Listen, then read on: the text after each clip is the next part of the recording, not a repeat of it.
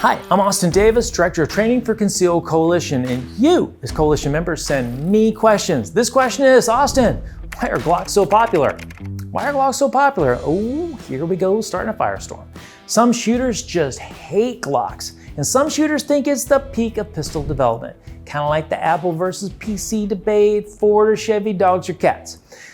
GLOCKs are popular because they are super mechanically robust. All mechanical things can break, but GLOCKs, due to simplicity and evolution when shooting quality ammo, are pretty darn reliable. They're super easy to repair without special tools. They're more accurate, even in stock form, than about 95% of the people who shoot them. And if there was an aftermarket pistol accessory ever made for a gun, it's a safe bet it's also made for the GLOCK family of pistols. Are there other polymer pistols that are wonderful? Yes, 100% there are.